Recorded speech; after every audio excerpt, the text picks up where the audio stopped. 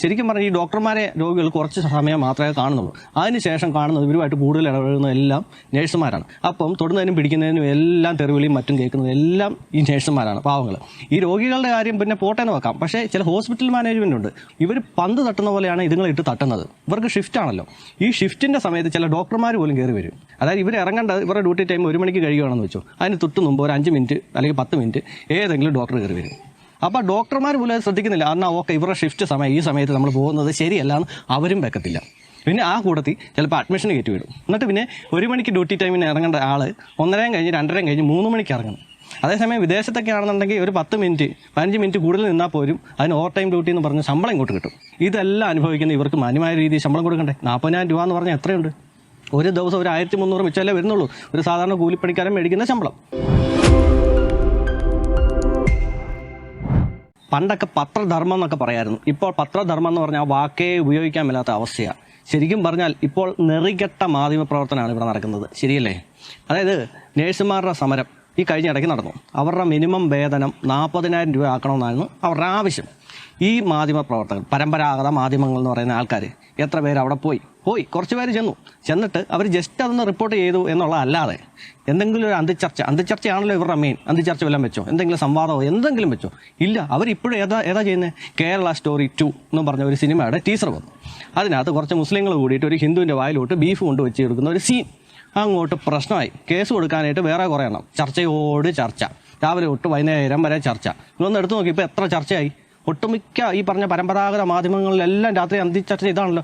എന്താ അത്യാവശ്യമുള്ള കാര്യം ഒന്ന് ആലോചിച്ച് നോക്കിയേ. ചെയ്യണ്ടെന്ന് പറയുന്നില്ല. പക്ഷേ ആ നേഴ്സുമാർ പാവങ്ങൾ ഇത്രയും കഷ്ടപ്പെട്ട് ജോലി ചെയ്യുന്നവർ, അവർക്ക് ഒരു സപ്പോർട്ട് കൊടുക്കാൻ മേലെ നിങ്ങൾക്ക് അത് പറ്റുമല്ല. അപ്പോൾ വലിയ മൾട്ടി സ്പെഷ്യാലിറ്റി ഹോസ്പിറ്റലുകളുടെയൊക്കെ പരസ്യം നിങ്ങൾക്ക് വേണം. അതല്ലേ അതിൻ്റെ അകത്തൊരു ശരി. അല്ലെങ്കിൽ നിങ്ങൾക്ക് തന്നെ ചെയ്യാൻ മേലാതെ ഒരിക്കലും ചെയ്യത്തില്ല ഇവന്മാർ.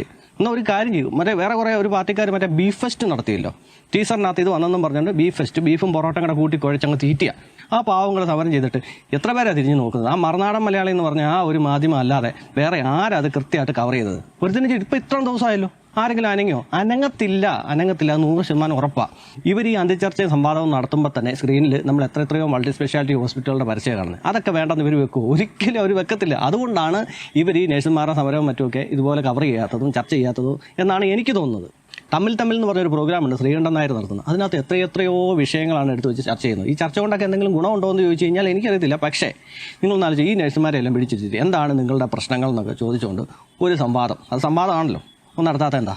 അതുപോലെ തന്നെ കടിച്ചാൽ പൊട്ടാത്ത വാക്കുകളൊക്കെ ഉപയോഗിച്ച് സാഹിത്യപരമായിട്ട് സംസാരിക്കുന്ന മറ്റൊരു വാർത്താ അവതാരകനുണ്ട്.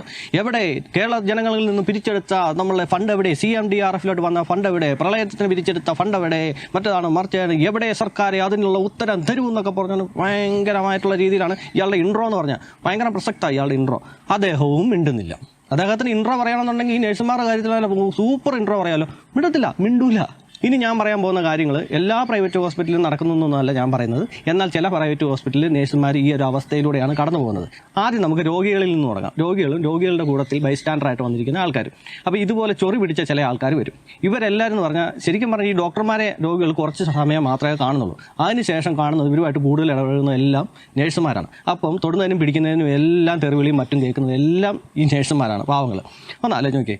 ചില ഹോസ്പിറ്റലിൽ അവരുടെ ബെഡ് ഒന്ന് ചുളുങ്ങി കിടന്നാൽ, അല്ലെങ്കിൽ TV വർക്ക് ചെയ്തില്ലെങ്കിൽ, അല്ലെങ്കിൽ ക്യാൻറ്റീനിൽ നിന്ന് ഫുഡ് കൊണ്ടുവന്നത് ഒന്ന് മാറിപ്പോയെങ്കിൽ ഇതിന് വരെ തെറിവിളി കേൾക്കുന്നുണ്ട് ഈ സ്റ്റാഫ് നേഴ്സ്. പിന്നെ പോരാത്തതിന് ഇവരുടെയൊക്കെ എന്തെല്ലാം കാര്യങ്ങൾ ചെയ്യുന്നു. തീട്ടവും മൂത്രവും വരെ കോരേണ്ട അവസ്ഥയുണ്ട് ഇവർക്ക്. പക്ഷെ ഞാൻ പറയുന്നത് ഈ നേഴ്സിംഗ് പഠിച്ചിറങ്ങുന്ന ഓരോരുത്തരും ഇതൊക്കെ ചെയ്യാൻ സന്നദ്ധരായിട്ട് തന്നെയാണ് വരുന്നത്. ഞാൻ ഈ പറഞ്ഞത് എല്ലാ നേഴ്സുമാരും സമ്മതിക്കുമെന്നാണ് ഞാൻ കരുതുന്നത്. അപ്പോൾ നിങ്ങളുടെ ഫീൽഡ് ഇതാണെന്ന് നിങ്ങൾ മനസ്സിലാക്കി തന്നെയാണ് വന്നിരിക്കുന്നത്. പക്ഷേ ഈ ചെയ്യുന്നതിനൊക്കെ മാന്യമായിട്ടുള്ള ഒരു ശമ്പളം എന്തും ചെയ്യാൻ നിങ്ങൾ തയ്യാറാണല്ലോ, അല്ലേ? ആതുര സേവനം എന്ന് പറഞ്ഞ നിലയിൽ നിങ്ങൾ ഇറങ്ങിയിരിക്കുകയാണ്. പക്ഷേ എന്നിരുന്നാലും നമുക്ക് ജീവിക്കണേ കാശ് വേണ്ടേ? അപ്പോൾ അവർ ചെയ്യുന്ന ജോലിക്ക് ഈ തെറിവിളികളും മറ്റും, പിന്നെ ഹോസ്പിറ്റൽ മാനേജ്മെൻറ്റിൻ്റെ സൈഡിൽ നിന്ന് അത് അങ്ങനെ പ്രഷർ, ഇതെല്ലാം അനുഭവിക്കുന്ന ഇവർക്ക് മാന്യമായ രീതിയിൽ ശമ്പളം കൊടുക്കണ്ടേ? 40,000 രൂപ എന്ന് പറഞ്ഞാൽ എത്രയുണ്ട്? ഒരു ദിവസം ഒരു 1300 വെച്ചാലേ വരുന്നുള്ളൂ ഒരു സാധാരണ കൂലിപ്പണിക്കാരൻ മേടിക്കുന്ന ശമ്പളം. ഇപ്പം ഞാൻ ഈ പറയുന്ന കാര്യങ്ങളൊക്കെ ഞാൻ കണ്ടതും കേട്ടതുമായിട്ടുള്ള കാര്യങ്ങളാണ് സംസാരിക്കുന്നത്. ഇപ്പോൾ രോഗികളുടെ കാര്യം പറഞ്ഞല്ലോ. ഇപ്പോൾ ഈ TV കേടായി, അല്ലെങ്കിൽ ഫുഡ് മാറിപ്പോയി, ഇതെല്ലാം നേഴ്സുമാരോടാണ് പറയുന്നത്. പക്ഷേ രോഗികളെ പറഞ്ഞിട്ടും കാര്യമില്ല. പക്ഷേ ഒരു സമാധാനത്തോടെ ജസ്റ്റ് അവരുടെ തിരക്കുകളും കാര്യങ്ങളൊക്കെ മനസ്സിലാക്കിയതിന് ശേഷം ഓക്കെ അവർ പോയിട്ട് വരട്ടെ, പാവങ്ങൾ 2-3 പേരേ ഉള്ളൂ, അവർ വേണം ഈ കിടന്ന് എല്ലാ കാര്യത്തിലും ഓടി നടക്കാനായിട്ട്. അപ്പം അതൊന്ന് സമാധാനത്തോടെ ഡീൽ ചെയ്യുകയാണെങ്കിൽ അവർക്ക് കുറച്ചൊരു ആശ്വാസമാവും. എല്ലാവരും ഈ നേഴ്സസ് ഡേ വരുമ്പോഴത്തേക്കും മാലാഖമാർ മറിച്ചാന്നൊക്കെ പറഞ്ഞ് തള്ളി മറിക്കുന്നുണ്ട്. പക്ഷേ ഈ തെറിവിളി ഇതുപോലെ കേൾക്കുന്ന ഒരു വിഭാഗം വേറെ ഉണ്ടെന്ന് എനിക്ക് തോന്നുന്നില്ല. ബാക്കിയുള്ളവരെന്നൊക്കെ പറഞ്ഞു കഴിഞ്ഞാൽ ബാക്കി ഒരുപാട് സ്റ്റാഫുകളും പല വിഭാഗത്തിലൊക്കെ ഉണ്ട്. പക്ഷേ ഈ രോഗികൾക്ക് എപ്പോഴും കിട്ടുന്ന ഇവരെയാണെന്ന്. ഇതുപോലെ ചൊറി പിടിച്ച് ഒരുപാട് രോഗികൾ വരും, സമാധാനം കൊടുക്കത്തില്ല. അതിനിടയ്ക്ക് എന്തെങ്കിലും ഒരു എമർജൻസി കേസ് വന്നാൽ അവർ ആ വഴി പോകും, അല്ലെങ്കിൽ ഒരു ഡെത്ത് ഉണ്ടായി അതിൻ്റെ പുറകെ പോകണം. എന്തെല്ലാം പരിപാടികൾ ഈ പാവങ്ങൾ ചെയ്യുന്നതെന്ന് അറിയാമോ? അവരെ ഒന്ന് ശരിക്കും ഒന്ന് ശ്രദ്ധിച്ച് നോക്കിയാൽ അറിയാം. ഈ രോഗികളുടെ കാര്യം പിന്നെ പോട്ടേന്ന് വെക്കാം, പക്ഷേ ചില ഹോസ്പിറ്റൽ മാനേജ്മെൻ്റ് ഉണ്ട്, അവർ പോലും സപ്പോർട്ട് ഇല്ലെന്നുള്ളതാണ്. ഇവർ പന്ത് തട്ടുന്ന പോലെയാണ് ഇതുങ്ങളെ ഇട്ട് തട്ടുന്നത്. ഇവർക്ക് ഷിഫ്റ്റ് ആണല്ലോ. ഈ ഷിഫ്റ്റിൻ്റെ സമയത്ത് ചില ഡോക്ടർമാർ പോലും കയറി വരും, മനസ്സിലായോ? അതായത് ഇപ്പോൾ ഒരു മോർണിംഗ് ഡ്യൂട്ടി ആണെങ്കിൽ മോർണിംഗ് ഡ്യൂട്ടി കഴിഞ്ഞതിന് ശേഷം ഒരു സ്റ്റാഫ് ഇറങ്ങും, അപ്പം മറ്റൊരു സ്റ്റാഫ് വന്ന് കയറുന്നു. അപ്പോൾ ഇവർക്ക് ഡ്യൂട്ടി ഹാൻഡ് ഓവർ ചെയ്യുക എന്ന് പറഞ്ഞൊരു പരിപാടിയുണ്ട്. അതായത് രാവിലെ ഇത്ര നേരം കൊണ്ട് എത്ര രോഗികൾ വന്നു, അപ്പോൾ ആ രോഗികളുടെ വിവരങ്ങളും കാര്യങ്ങളൊക്കെ അടുത്ത് വരുന്ന സ്റ്റാഫിനോട് പറഞ്ഞു കൊടുക്കണം. അപ്പോൾ ഈ സമയത്ത് നിങ്ങളൊന്ന് ആലോചിച്ച് നോക്കിയേ, ഇപ്പോൾ ഒരു മണിക്ക് ഇറങ്ങേണ്ട ഒരു സ്റ്റാഫ് നേഴ്സ്, അപ്പം അടുത്ത് കയറേണ്ട ആൾ അതിന് മുമ്പ് ഒരു 10-15 മിനിറ്റ് മുമ്പ് നേരത്തെ വന്നു കൂട്ടുക. അപ്പോൾ ഇവർക്ക് ഇതെല്ലാം പറഞ്ഞു കൊടുത്തതിന് ശേഷം ഒരു 1:30 ഇറങ്ങാം എന്ന് കരുതുക. അപ്പോൾ ഈ സമയത്ത് ചിലപ്പോൾ ഡോക്ടർമാർ പോലും കയറി വരും, മനസ്സിലായോ? അതായത് ഇവർ ഇറങ്ങേണ്ടത് ഇവരുടെ ഡ്യൂട്ടി ടൈം 1 മണിക്ക് കഴിയുകയാണെന്ന് വെച്ചു, അതിന് തൊട്ട് മുമ്പ് ഒരു 5 മിനിറ്റ് അല്ലെങ്കിൽ 10 മിനിറ്റ് ഏതെങ്കിലും ഡോക്ടർ കയറി വരും. അപ്പോൾ ആരായിരിക്കും ആ കൂട്ടത്തിൽ പോകേണ്ടത്? നിലവിൽ ആ ഡ്യൂട്ടിയിലുണ്ടാകും നേഴ്സ്. അവർക്കാണല്ലോ ആ കാര്യങ്ങൾ അറിയാവുന്നത്. അപ്പോൾ അവർ പോകേണ്ടി വരും. പോകാതിരിക്കാൻ പറ്റുമല്ലോ. അപ്പോൾ ഡോക്ടർമാർ പോലും അത് ശ്രദ്ധിക്കുന്നില്ല. എന്നാൽ ഓക്കെ, ഇവരുടെ ഷിഫ്റ്റ് സമയം ഈ സമയത്ത് നമ്മൾ പോകുന്നത് ശരിയല്ല എന്ന് അവരും വെക്കത്തില്ല. പിന്നെ ആ കൂട്ടത്തിൽ ചിലപ്പോൾ അഡ്മിഷന് കയറ്റി വിടും, മാനേജ്മെൻറ്റ് അഡ്മിഷൻ ആളെ കയറ്റി വിടും. ആ കയറി വരുമ്പോഴത്തേക്ക് ഈ പറഞ്ഞ പോലെ 5 മിനിറ്റ് മുമ്പൊക്കെ ആയിരിക്കും കയറി വരുന്നത്. അപ്പോൾ നിലവിൽ ആ സമയത്ത് ആരാണോ ഡ്യൂട്ടിയിലുള്ളത് അവർ പിന്നെ അതിൻ്റെ പുറകെ പോകേണ്ടി വരും. പിന്നെ അവർക്ക് അഡ്മിഷനും എല്ലാം എടുത്ത് കൊടുത്ത് കഴിഞ്ഞ് ഇങ്ങോട്ട് വരുമ്പോഴത്തേക്കായിരിക്കും എന്തെങ്കിലും എമർജൻസി വരുന്നത്. പിന്നെ ആ കൂടുതൽ പോകാതിരിക്കാൻ പറ്റുമല്ലോ. എമർജൻസിൻ്റെ കാര്യം പോട്ടെ, രോഗികളെ ശുശ്രൂഷിക്കാൻ വേണ്ടി തന്നെയാണ് ഇവർ പോയിരിക്കുന്നത്. പെട്ടെന്ന് ഒരു കാർഡിയാക് അറസ്റ്റോ മറ്റോ വന്നെങ്കിൽ അതിൻ്റെ പുറകെ പോകണം, സ്വാഭാവികമാണ്, അത് വിഷയമില്ല. പക്ഷേ ഈ മാനേജ്മെൻറ്റ് ഇതൊക്കെ ഒന്ന് ശ്രദ്ധിക്കണ്ടേ? ഈ അഡ്മിഷൻ്റെ സമയമെങ്കിലും ഒന്ന് ഡിലേ ചെയ്യാൻ മേലേ? അവർ ഇറങ്ങുന്ന സമയത്ത് തന്നെ ഇത് കയറ്റി വിടുക, എന്നിട്ട് ഇവർ കിടന്ന് നെട്ടോട്ട് ഓടുക. ഇതിനിടയ്ക്ക് ഡോക്ടർമാർ വന്ന് കയറും, അതും കഴിയും. എന്നിട്ട് പിന്നെ 1 മണിക്ക് ഡ്യൂട്ടി ടൈമിന് ഇറങ്ങേണ്ട ആൾ 1:30 കഴിഞ്ഞ് 2:30 കഴിഞ്ഞ് 3 മണിക്ക് ഇറങ്ങണം. അതേസമയം വിദേശത്തൊക്കെ ആണെന്നുണ്ടെങ്കിൽ ഒരു 10 മിനിറ്റ് 15 മിനിറ്റ് കൂടുതൽ നിന്നാൽ പോലും അതിന് ഓവർ ടൈം ഡ്യൂട്ടി എന്ന് പറഞ്ഞ് ശമ്പളം ഇങ്ങോട്ട് കിട്ടും.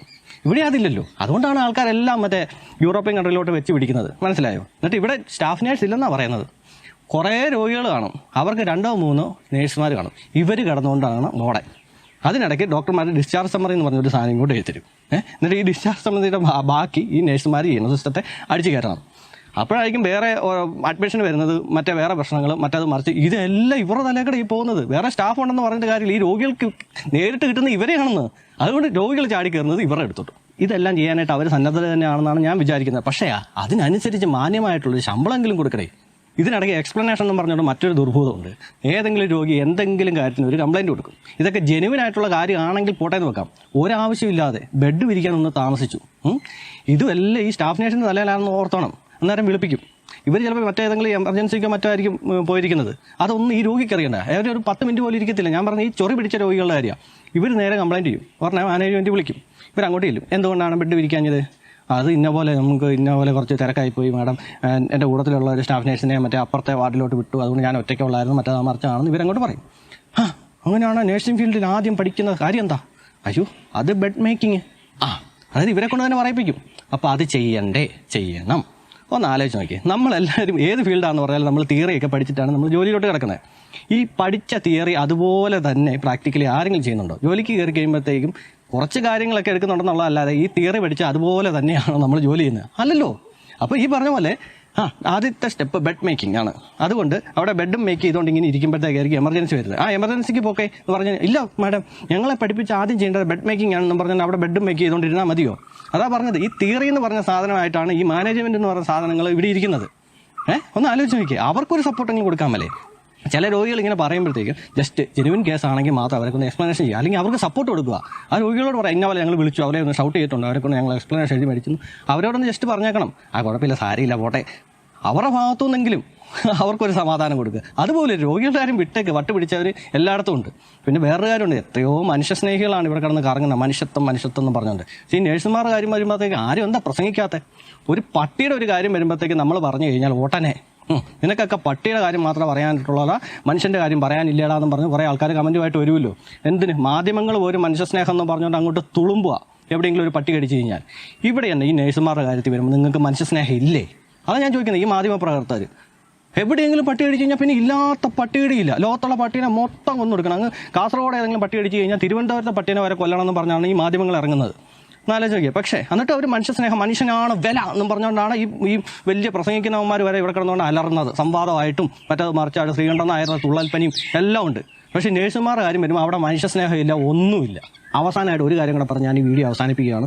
ഡോക്ടർമാരുടെ കാര്യം എന്താണ് സംസാരിക്കാത്തതെന്ന് പലരും ചോദിക്കാൻ സാധ്യതയുണ്ട്. അപ്പോൾ അവരോടായിട്ട് ഞാൻ പറയുകയാണ്, ഡോക്ടർമാരും പ്രയാസങ്ങളും മറ്റൊക്കെ അനുഭവിക്കുന്നുണ്ട്.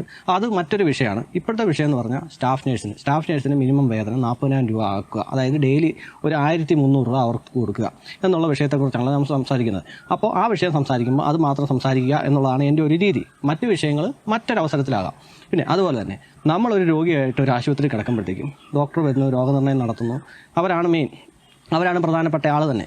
പക്ഷേ നമുക്കൊരാവശ്യം വരുമ്പോഴത്തേക്കും ഓടി വരുന്നു, നമ്മൾ ദൂറുവോ മുള്ളുവോ എന്താണെന്ന് പറഞ്ഞാലും തലവേദന എടുക്കുമോ വേദന എടുക്കുമോ എന്ത് ചെയ്തെന്ന് പറഞ്ഞാലും നമ്മൾ ആദ്യം വിളിക്കുന്നത് ഈ നേഴ്സുമാരായിരിക്കും. അവരാണ് ആദ്യം ഓടി വരുന്നത്, നമ്മളെ ശുശ്രൂഷിക്കുന്നത്, നമ്മുടെ കൂട്ടത്തിലൊപ്പം എപ്പോഴും കാണുന്നത്.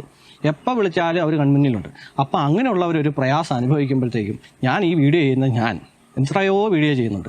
അപ്പോൾ അവരുടെ ഒരു കാര്യം പറഞ്ഞില്ലെന്നുണ്ടെങ്കിൽ ഞാനൊരു മനുഷ്യനാണോ? അപ്പം പ്രമുഖ മാധ്യമങ്ങളെ, നിങ്ങൾ ഈ വീഡിയോ കാണുന്നുണ്ടെങ്കിൽ നിങ്ങൾ എങ്ങനെയെങ്കിലും ഇത് ഒന്ന് ചർച്ചയാക്കുക. അപ്പം നിങ്ങൾ ഈ കാര്യം ഒന്ന് ചർച്ചാ വിഷയമാക്കുകയാണെന്നുണ്ടെങ്കിൽ ഉറപ്പായിട്ടും ഗവൺമെൻറ് ഇത് ഇടപെടുകയും ചെയ്യും. അവരുടെ മിനിമം വേതനം 40,000 രൂപ ആക്കുകയും ചെയ്യും. അപ്പോൾ ദയവേത് ഇതെങ്കിലും ഒന്ന് ചെയ്യും.